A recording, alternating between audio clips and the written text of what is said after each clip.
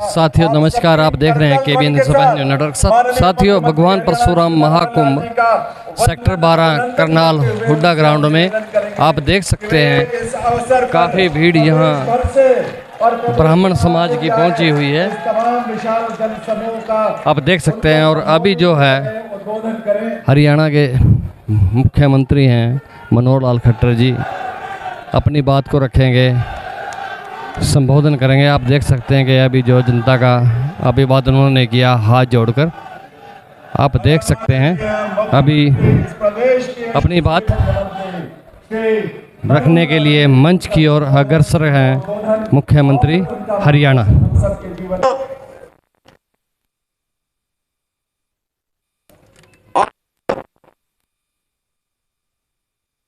दर्जनों वक्ता बोल जाते हैं तो सबसे बड़ी कठिनाई कि क्या बात कही जाए क्या न कही जाए, कि जितना मसाला कहने वाला है वो हमारे सारे पूर्व के वक्ताओं ने ये कह दिया। तो रहूंगा तो बहुत ज्यादा हो जाएगा, लेकिन फिर भी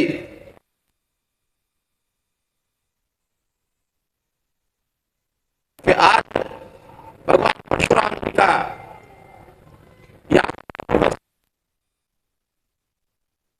के का कार्यक्रम कभी प्रदेश में नहीं हुआ। ठीक कहा डॉक्टर अरविंद शर्मा जी ने कि छोटे मोटे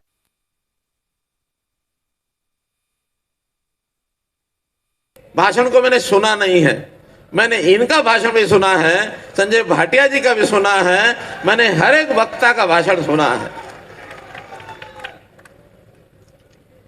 और इनका आभार व्यक्त करता हूं कि इन्होंने मुझे 10 साल के लिए मुख्यमंत्री देखने की इच्छा व्यक्त की है।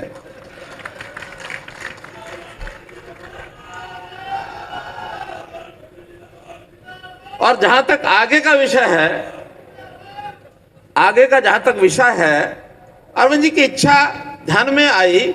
लेकिन मित्रों, भाइयों बहनों, ये सब जनता का कमाल होता है, ये विधायकों का कमाल होता है और ये पार्लियामेंट्री बोर्ड का हमारा निर्णय होता है। भारतीय जनता पार्टी में कभी भी कोई व्यक्ति चाह करके भी ऐसा नहीं कहता कि मुझे मुख्यमंत्री बनना है। इच्छा रखने में कोई आपत्ति नहीं। जितने विधायक हैं चुनाव लड़ने से पहले भी अपनी इच्छा मन में रख सकते हैं, चुनाव जीतने के बाद तो रखना इच्छा रख सकते हैं। सांसद अगर मुख्यमंत्री बनता है तो इतना ही है, उसको विधानसभा चुनाव लड़ना पड़ता है। और जो सांसद अपने 9 विधानसभा में जीत गया तो एक विधानसभा में तो जीत ही सकता है। तो इसलिए मित्रों, भाई बहनों, मेरी सबकी सद्भावना, शुभकामना, सबको आगे बढ़ना है। और खास करके युवा पीढ़ी, जिस ब्राह्मण समाज के युवा पीढ़ी ने आज इस कार्यक्रम को सफल किया है, हजारों की लोग हैं, उनका अभिनंदन करना चाहता हूं, क्योंकि आज का युवा कल को प्रदेश, देश, दुनिया सब में अपना नाम करने वाला है। अपने देश का नाम सब जगह ऊंचा करने का काम हमारा आज का युवा करेगा। तो मैं इस समय पर जो कार्यक्रम है भगवान परशुराम जी के यादगार के दिवस पर, मैं उनको नमन करता हूं, क्योंकि वो भगवान के नाम से इसलिए हम जानते हैं कि वो ब्रह्म ज्ञानी थे, बहुत विद्वान थे, शस्त्र में भी विद्वान थे, शास्त्र की कला भी उनके पास थी। और अगर किसी का तालमेल न खाए, अगर किसी के ऊपर अन्याय हो रहा है तो अन्याय के विरुद्ध अपना हथियार उठाने में उन्होंने कभी भी संकोच नहीं किया। बड़े से बड़ा उन्होंने ऐसा कर्म कर डाला जो आज हमारे लिए आदर्श के रूप में सिद्धांत। अवसर पर मैं उस महान, प्रक्रमी, तेजस्वी और गरीबों के उद्धारक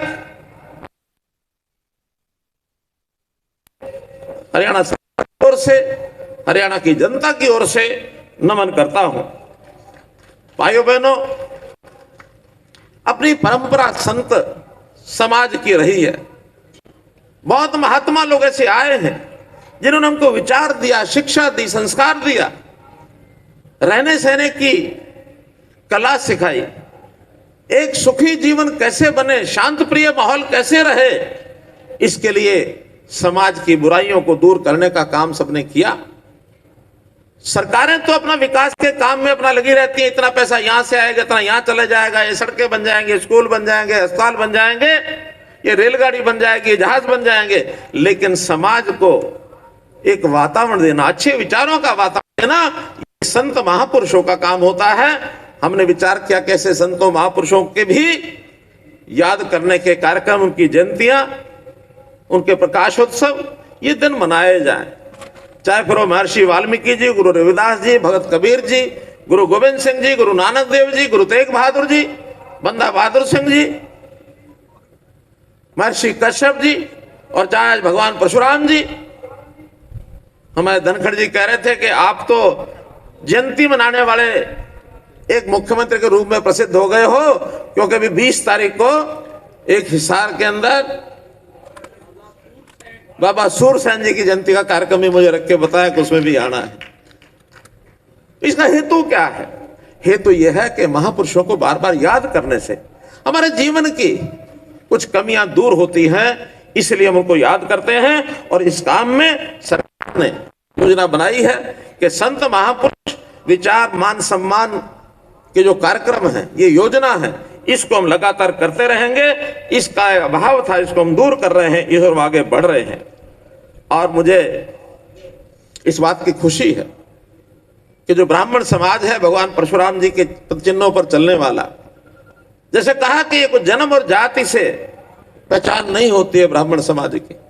ब्राह्मण समाज जैसा एक शब्द का अर्थ अगर निकाला जाए, ब्रह्म जानाति ब्राह्मण, जो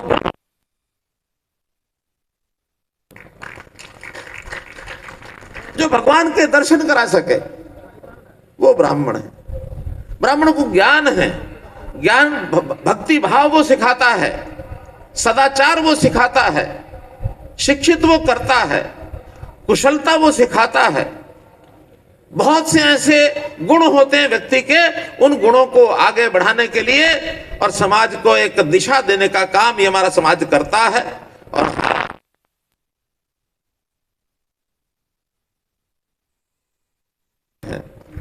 अन्याय सहन नहीं करना है। जीवन के अंदर वर्गों का संघर्ष चलता रहता है, तो अन्याय करना, आखिर तो आजादी जब हमें प्राप्त, तो कितने ही लोगों ने उसके अंदर संघर्ष करके अपने जीवन का बलिदान दिया। वीर सावरकर जी का नाम ले लो, कितने ही महापुरुष रहे, बलिदानियों का बहुत बड़ा योगदान उसमें रहा है। उसमें कोई कमी नहीं है, तो मैं समझता हूं ऊंचे दर्जे जो रखा गया है उस दिशा में आगे चलते रहेंगे। ज्ञान, धैर्य, चरित्र, मानव मात्र के कल्याण की जो बात है, ये लगातार हम करते रहेंगे। तो मित्रों, भाई, बहुत सी कुरीतियां हैं, इन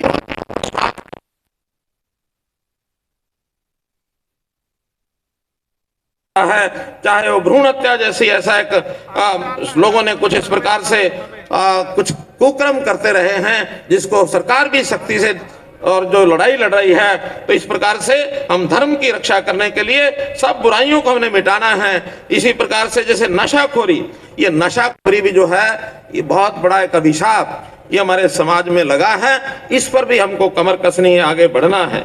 आज जैसा मैंने बताया कि खालसा पंथ की नींव रखते समय और उसमें स्थापना में पहले जो 2 शहादत दी गई थी, भाई मतीदास जी, भाई सतीदास जी, ये ब्राह्मण थे। गुरु तेग बहादुर जी के साथ इन्होंने शहादत दी थी। और आज करनाल वासियों की एक मांग भी मेरे पास आई थी कि क्या भाई मतीदास सतीदास जी के नाम से कोई एक चौक का नाम रखा जा सकता है? तो मैं घोषणा करता हूं कि करनाल में भाई मतीदास जी, भाई सतीदास जी के नाम से जो फुआरा चौक है, मुगल रेंज जहां बात शुरू होती है, वहां एक कुटिया जो निर्मल कुटिया वाली सड़क है, फुआरा चौक का नाम आज से भाई मतीदास सत्यदास छिब्बर चौक ये रखा जाएगा।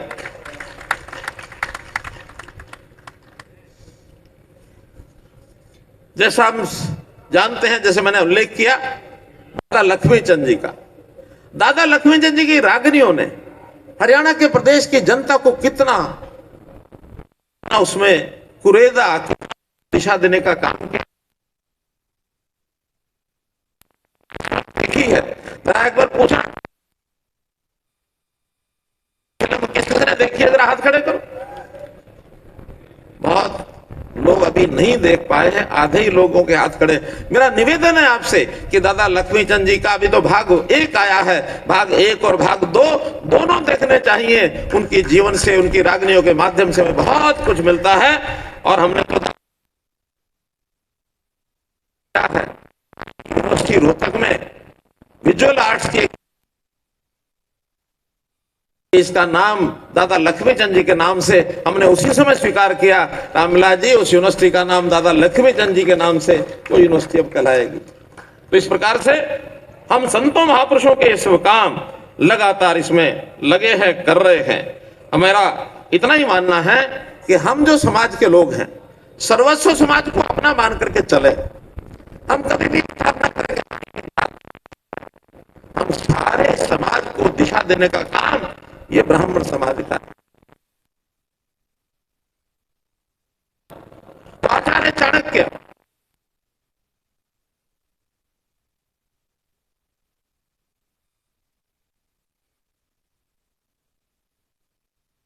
हमारे इतिहास में ये बहुत सी घटनाएं उनके नाम से आती हैं। एक घटना ये भी है कि उन्होंने, और जब राजा का चयन हो रहा था तो उन्होंने चंद्रगुप्त का नाम लिया। और आपकी जानकारी के लिए मुझे भी बहुत देर में जानकारी मिली कि राजा चंद्रगुप्त अनुसूचित जाति से संबंध रखते थे। यानी आचार्य चाणक्य एक अच्छे व्यक्ति को, जो देश को कुछ न्याय प्रता दे सकता है, उसकी पहचान की किसी जाति से हो, जाति नहीं होता है। हम पूरे समाज को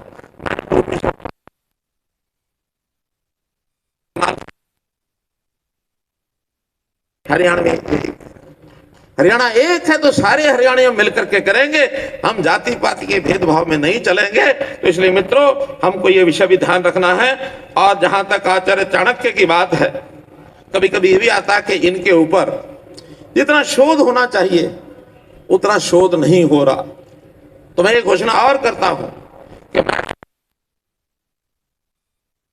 आचार्य चाणक्य के नाम से स्थापित की जाएगी।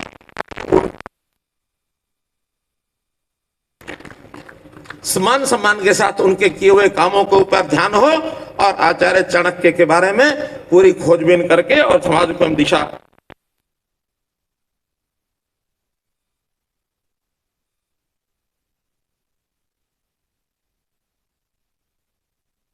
गवर्नमेंट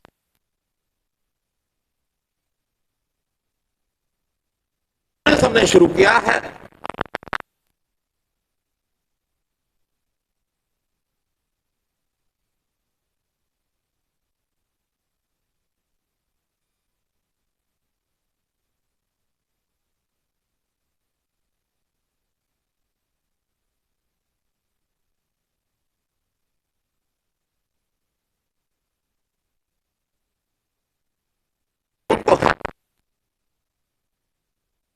के लाभ की बात आती है तो इसका जैसे उल्लेख हो रहा था कि हमारा बोर्ड उसका एक प्रकार से पहचान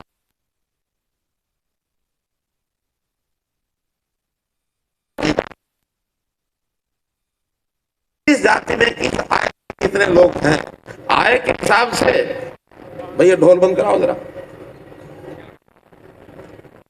1,20,000 की बजाय 1,80,000 तक भी जो परिवार आ जाएंगे, उनको गरीबों का सब लाभ मिलेगा। उनको कोई फीस स्कूलों में नहीं देनी पड़ेगी। उनको इलाज के लिए जो 5 लाख रुपए का बीमा है, केंद्र सरकार ने तो 15 लाख लोगों का किया है, हमने उसके अंतर्गत अब 28,89,000 अर्थात 14 लाख परिवार उसके अंदर किए हैं। अगले 1 महीने के अंदर सभी परिवारों को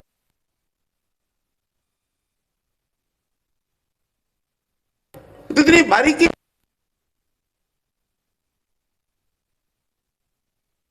जिम्मे हम लगाते हैं और वो उसकी गरीबी में से निकालते हैं। हाँ, एक विषय मुझे ध्यान में आता,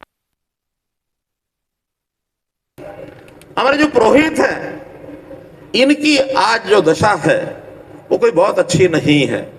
हमारे मंदिरों में पूजा करते हैं, पुरोहित घरों में जाकर के परिवार कल्याण के लिए यज्ञ कराते हैं, बाकी सब कराते हैं। तो मैं आज एक घोषणा करता हूं कि पुजारी और पुरोहित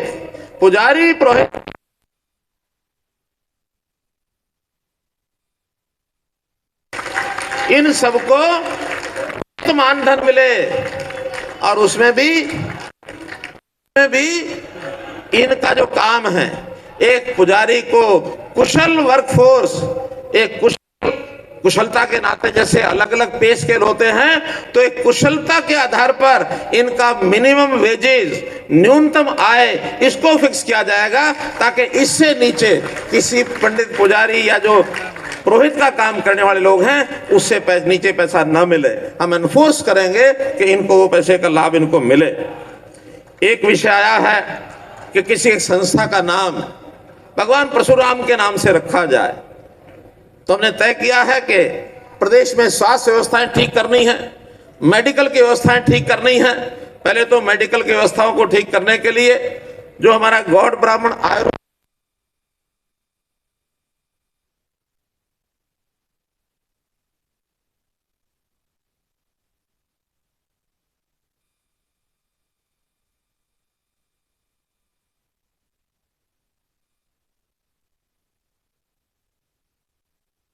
सीटें 35 MSMD की सीटें भी हम अपनी ओर से मंजूर करके केंद्र सरकार को ताकि तुरंत वहां से परमिशन मिले और इस बार का MSMD का एडमिशन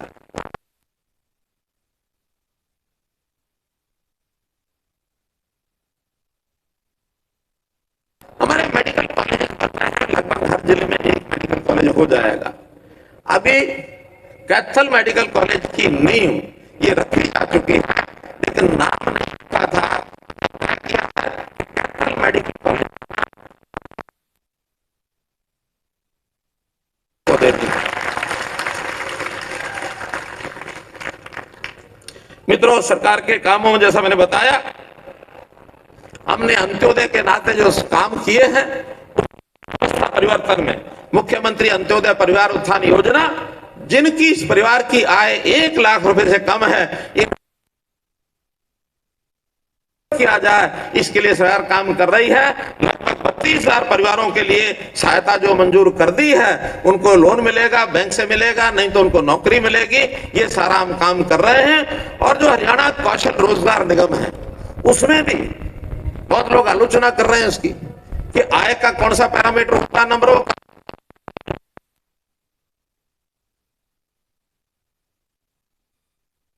50 नंबर देंगे, 1,80,000, उसके ऊपर 30, 20 और आखिर में 10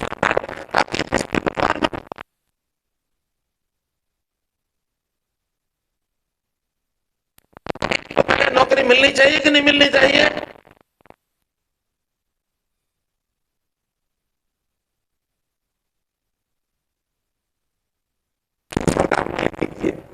हमने कहा कि जिसके घर में एक भी सरकारी नौकरी नहीं है उसको ज्यादा नहीं तो 5 नंबर अतिरिक्त दे दो, ताकि शायद उन 5 नंबरों के कारण से भी वो आगे बढ़ के आ सके। तो आपकी जानकारी के लिए मिल रही हैं, लगभग 60% लोग ऐसे हैं जो केवल इन 5 नंबरों के अतिरिक्त मिलने के कारण से ही आ रहे हैं। 60% लोग ऐसे। तो मित्रों, हम ऐसी बहुत सी योजनाएं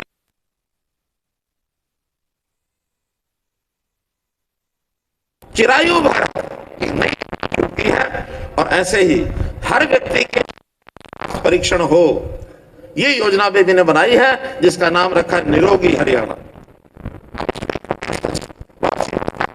है जो हमारे हॉस्पिटल्स हैं, वो सामुदायिक स्वास्थ्य केंद्र हैं, CHCs, PHCs, डिस्पेंसरीज, सब जगह उनके परीक्षण की व्यवस्था की जाएगी, ताकि अगले 1 साल के अंदर अंदर जब भी जो जहां जाएगा उसका परीक्षण होगा। 1,25,00,000 लोगों का परीक्षण इस साल के अंदर हो जाएगा, आधी से ज्यादा आबादी। ताकि किसी को कोई बीमारी हो गई प्रारंभ में उसको चेक किया जा सके और उसको इलाज की तरफ आगे बढ़ सके। मित्रों, भाइयों बहनों, नौकरियों के मामले में हमने जो पारदर्शी काम किए हैं उसका सर्व और बहुत बड़ा बोलबाला है, लेकिन हमारे विपक्षी मित्र हैं, उनको कोई मुद्दा तो मिलता नहीं है, नीति बारे में कुछ नहीं कहते हैं, लेकिन छोटी छोटी बातों को लेकर के और ऐसी ऐसी बातें उठा के लाएंगे तो बदल देना, ये करना, वो करना।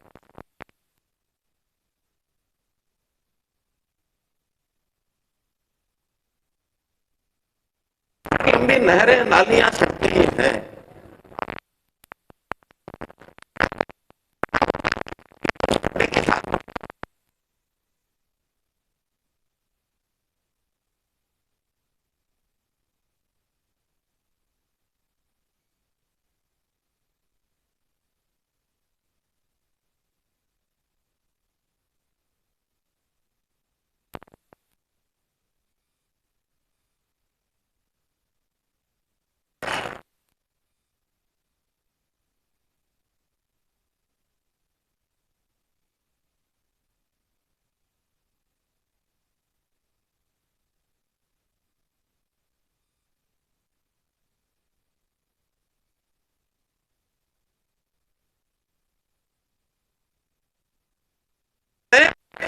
मैनिफेस्टो का हिस्सा है, व्यक्तियों के हिसाब से कुछ बदलता नहीं है। इसलिए मित्रों, भाइयों बहनों, हम सब काम करने वाले हैं, एक टीम के रूप में काम कर किसी एक मैनिफेस्टो, किसी एक सोशल मीडिया और बुक क्या बोलते हैं उसको, फेसबुक के माध्यम से, ट्विटर के माध्यम से ये निर्णय नहीं होते हैं। हाँ, मजे लेने वाले लोग लेते हैं, मजे लेने वाले लोग लेते हैं। और मैं तो कहता हूं भाई, जिस दिन ये करते करते थक जाओ ना, मेरे पास फिर आ जाना, फिर मैं कुछ और बता दूंगा तुम्हारे लिए काम करने के लिए। तो मित्रों, भाई बहनों, नीतियों की कोई समीक्षा करता नहीं है। विपक्ष के लोग लगातार कोई ना कोई छोटी छोटी बातों की जो आलोचना करते हैं, और कुछ भी बात न मिले तो छोटे छोटे धरना प्रदर्शन, उनको उकसाने की बात करते हैं। चल 10 लोग धरने पर बैठ जाओ, तुम अपनी मांग बना के लाओ। हम कहते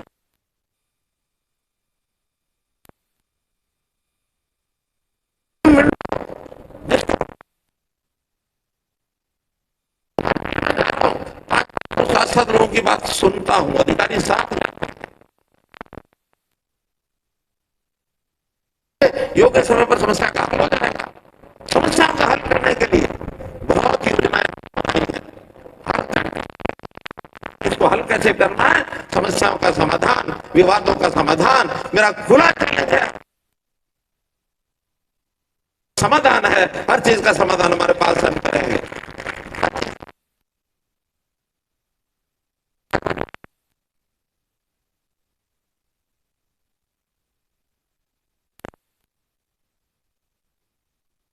और इस बार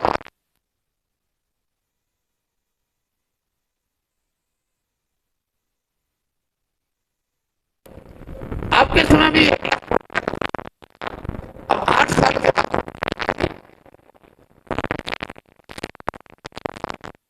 हो जाते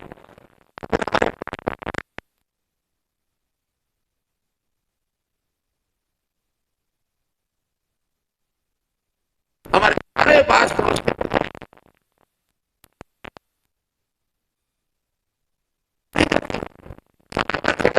नहीं करते हैं।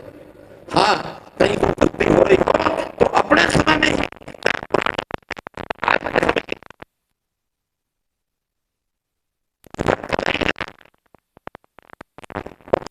नाक में कसदी है नकेल कि गलती कर सोचे नहीं। चाहे वो अफसर हो, चाहे वो नेता हो, चाहे वो जनता के आदमी हो, कर्मचारी हो, कोई गलती करता हुआ हमको ध्यान में आ जाए, रातों रात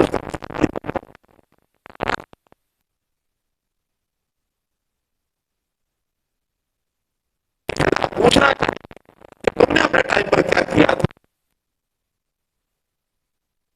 तो सपने में भी नहीं सोचा है कैसे लूटना खसोटना सरकार का पैसा अपने और अपने चहेतों के जेब में कैसा डाले जाए, इसकी योजना लगातार बनाते थे। हम उससे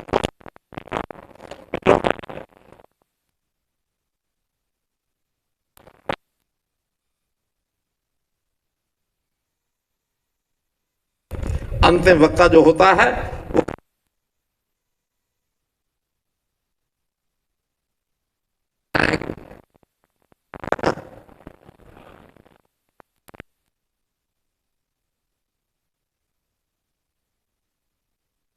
स्टेट हॉलीडे होगी और ये इस साल से लागू हो जाएगा।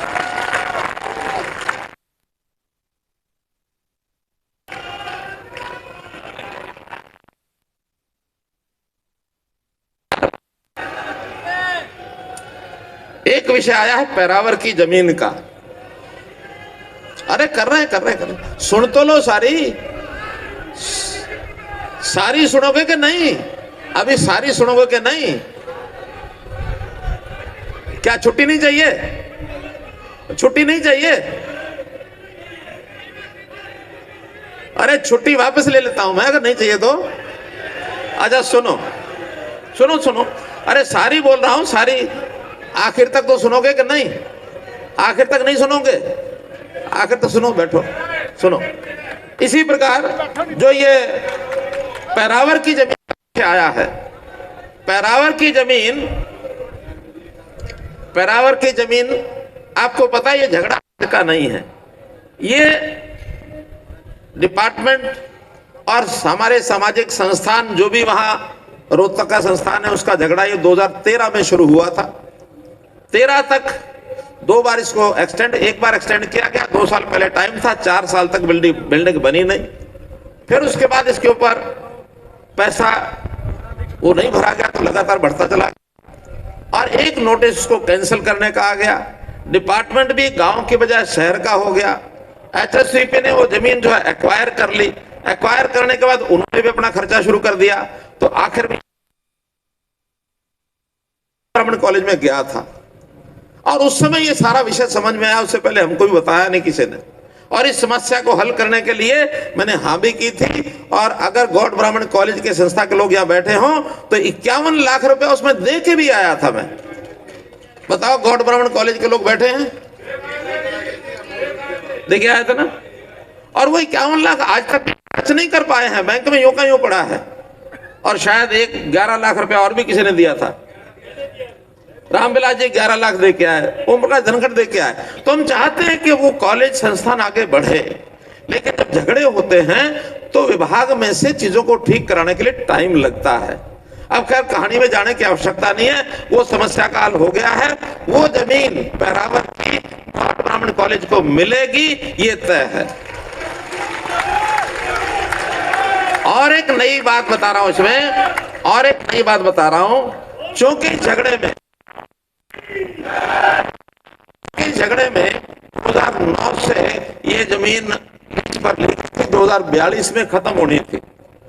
अब 13 में बीत गया, कुछ हुआ नहीं। बाकी चीजों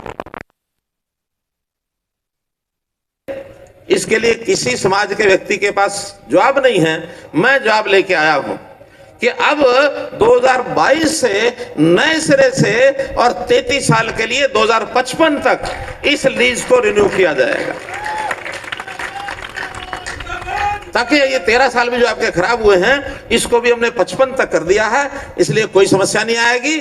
और कोई पैसा जो आपका पिछला है उसमें जो रेट है आपका लीज का, वो तो जैसा जैसा उसका नियम है वैसा बनेगा, लेकिन कोई उसी प्रकार के जो फाइन लगा है, ब्याज लगा है, पेनल्टी लगी है, वो सारा उसमें माफ कर देंगे। तो इसी प्रकार मित्रों,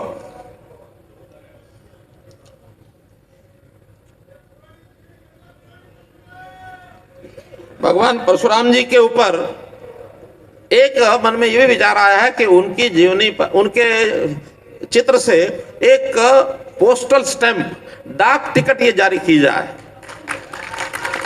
इसके लिए क्योंकि ये केंद्र का विषय है, हम हमारे जो मिनिस्टर ऑफ कम्युनिकेशन है श्री अश्विनी वैष्णव जी, उनको हम यहां से पत्र लिख करके, और मुझे पूरा भरोसा है उनसे हम जारी कराएंगे, ताकि कभी भी किसी अच्छे मौके के ऊपर और उनकी एक जो है डाक टिकट ये जारी की जाए।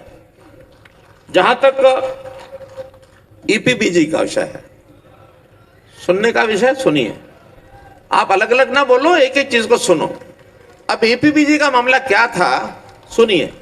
इसमें 10% का आरक्षण उन लोगों के लिए था जिनको बाकी आरक्षण कहीं नहीं मिलता। अब ये योजना पहले यहां बनी थी हरियाणा में, बाद में यही योजना केंद्र सरकार ने बना दी। नाम दूसरा था इकोनॉमिकल वीकर सेक्शन, EWS। 10% का जो आरक्षण यहां था वही सेंटर में था। हमने वो सेंटर की जो योजना है उसी को अडॉप्ट कर लिया है, इसलिए वो 10% का आरक्षण वो जारी रहेगा, ना वो EWS हो या EPBG हो, फर्क नहीं है। अब अंतर रह गया एक कि कुछ लोगों की भर्ती हुई थी, नाम सिलेक्ट हो गए थे, उसमें से आधे से ज्यादा भर्तियों को नियुक्ति पत्र मिल गए थे। लेकिन जब ये बीच में चेंज हुआ, केंद्र सरकार ने वो बनाया, उसके बाद कोर्ट ने उसके ऊपर एक थोड़ा डंगा डाला था कि अब इसके बाद EWS में जो भर्ती होंगे वही लागू रहेंगे, बाकी बचे हुए EWS के लोगों को नियुक्ति नहीं दी जा सकती। लेकिन हमने उसमें अपील कर दी है कि ऐसे जो बचे हुए 400-500 लोग हैं, वो जो EPBG के हैं, उनकी तारीख भी शायद 20-22 तारीख लगी हुई है। हम पुरजोर हाई कोर्ट के अंदर अपने वकील को खड़ा करके इसके लिए कोशिश कर रहे हैं कि उन बचे हुए लोगों को भी हम नियुक्ति दिला सकें, उनको नियुक्ति हम दिला सकें। ये हम 20 और 22 तारीख के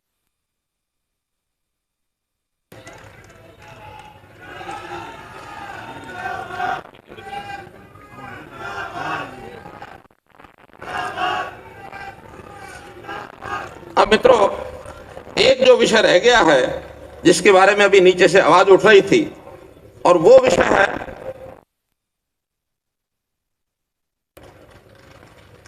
मुझे पता है ये भी बहुत से लोग इससे प्रभावित हुए हैं। ये जब जोड़ीदार का कानून बना था उस समय इस पर बहुत ज्यादा ध्यान नहीं दिया गया। बाद में जब ये कोर्ट में चैलेंज हुआ तो उसके अंदर कई बातें आई। हमने एक अमेंडमेंट उसमें किया था कि कोर्ट का जो रास्ता साफ कर दें। अब जो साफ हो गया है वो आपको बता रहा हूं कि इसके अंदर दो हिस्से हैं। एक प्राइवेट जमीन जो लोगों ने अपने पंडितों को, जोड़ीदार, भोंडीदार, जो भी कुछ नाम रखे हैं, उनको दी हुई है। सरकारी जमीन है, पंचायती जमीन है या नगर पालिकाओं की जमीन है, वो भी उन्होंने दे दी। अब जो एक्ट बना करके केंद्र की भी मोहर उस पर लग गई है, वो अभी कुछ दिन पहले ये फैसला हो गया है कि जो प्राइवेट जमीन है, लगभग 1700 कुछ एकड़ है, जो बहुत गरीब छोटे छोटे परिवारों को और मिली हुई है गांव के अंदर, वो सारी प्राइवेट जमीन का जो जोड़ीदार का एक्ट है वो फाइनल करके वो जमीन छूट गई, वो उनको दे दी है। जहां तक सरकारी जमीन की बात है, सरकारी जमीन में भी जो ग्रामीण क्षेत्र की जमीन है, जो पंचायतों की जमीन ग्रामीण क्षेत्र की, उसमें भी यदि मकान बनाने के लिए या खेती करने के लिए थोड़ी जमीन दी जाती है, उसका भी प्रावधान मैंने करना है, पॉलिसी बनानी है। लेकिन उनको परिवारों को भी खेती के लिए और जो मकान के लिए आवश्यक जमीन, उसको छोड़ने का एक्ट भी हम बना देंगे, उसमें कहीं कोई कठिनाई नहीं आएगी। इसलिए, लेकिन जहां तक बहुत जिन्होंने धंधे व्यवसाय करने हैं, जिन्होंने करोड़ों की जमीनें वो लेकर के कुछ ने बेच भी दी है, कुछ ने बेचने का काम कर रहे हैं, उसमें आएगी। और मैं समझता हूँ समाज की बातों को समझता है। कुछ लोगों का तो लालच है, कुछ को अपना घर और अपने परिवार भत्ता करना, गुजारे भत्ते और जो मकान के लिए वो सारी जमीनें छूटेंगी। लेकिन जो बेच करके लालच करते हैं वो पहले ही कोर्ट ने बंद किया है, उसके ऊपर कोई रियायत नहीं दी जाएगी, ऐसा इसके अंदर एक निर्णय किया है। जहां तक करनाल की स्थानीय योजनाएं हैं, जैसा मैंने बताया है, अभी एक चौक का नाम फुआरा चौक, जो भाई मतीदास सतीदास छिपड़ चौक, वो हमने रख दिया है। एक जमीन का विषय आया है कि इनको कोई धर्मशाला के लिए जमीन, तो इसमें भगवान परशुराम सेवा सदन के नाम से एक 2000 मीटर का प्लॉट, ये इनको, क्योंकि वो HSP का नियम है, उस नियम के आधार पर अप्लाई करेंगे तो उनको दे दिया जाएगा। तो इस प्रकार से 2000 एकड़ का ये प्लॉट, और केवल करनाल में नहीं, और भी जगह पर जहां जहां जरूरत होगी धर्मशाला के लिए आप लोग अप्लाई करेंगे, तो उसमें हम पूरी कोशिश करेंगे कि जल्दी से जल्दी वो जो नियम पॉलिसी है उसके हिसाब से ये प्लॉट दिए जाएंगे। इसी प्रकार ये जो भगवान परशुराम जी का है करनाल में, उसका रेनोवेशन करना है, अपडेशन करना है, क्योंकि बहुत पुराने समय से उसका रखरखाव नहीं हुआ, उसका रखरखाव भी किया जाएगा। और भगवान परशुराम चौक से गांधी चौक तक वो जो मार्ग है, जो डॉक्टर कल्पना चावला के कॉलेज के सामने वाला मार्ग है, उसका नाम भगवान परशुराम मार्ग ये भी रख दिया जाएगा, ऐसा भी हमने निर्णय लिया है।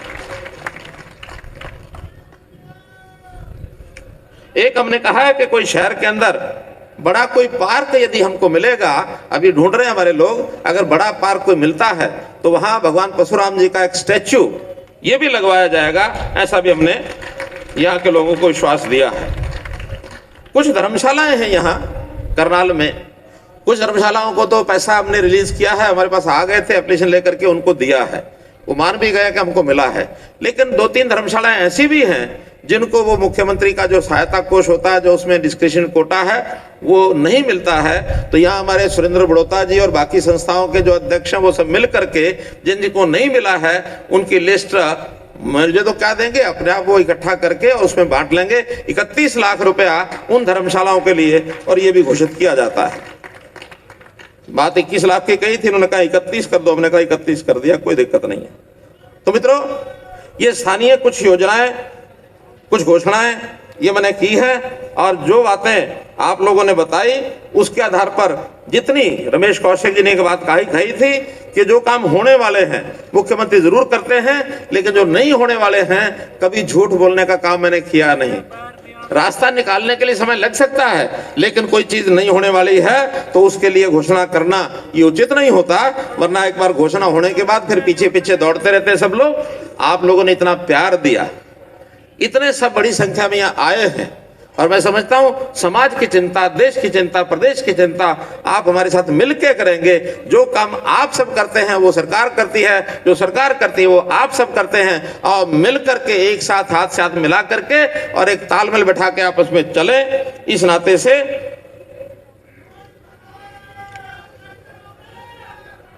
नाते से जो डिमांड्स हमारे नेताओं ने, सांसदों ने, चाहे हमारे रामविलास जी शर्मा पूर्व मंत्री हैं, चाहे सांसदों में संजय भाटिया जी हैं, हमारे अरविंद शर्मा जी हैं, डीपी वत्स जी हैं, रमेश कौशिक जी हैं, या अभी जो हमारे साथ जुड़ गए इंडिपेंडेंट इस नाते से बन रहे, वो सांसद बने होंगे लेकिन वो पार्टी के साथ जुड़ गए हैं, इसलिए हमने भी उनको सांसद बनाने में सहयोग किया।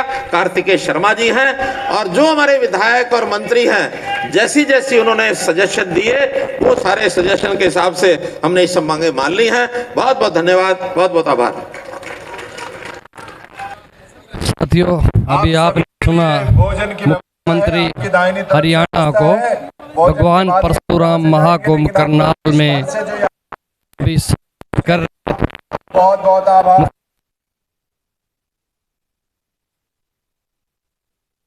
समाज की जो मांगे हैं उनको, उनके बारे में जानकारी दी, और उन्होंने जो करनाल ब्राह्मण धर्मशाला है उसके लिए भी 2000 मीटर जगह जो है वो देने की बात की। हालांकि बाद में 2000 मीटर को 2000 एकड़ बोल गए, ये तो एक तरह से मतलब कि संशय पैदा हो गई, लेकिन हकीकत में हम बात करें तो 2000 मीटर जगह की बात की गई है।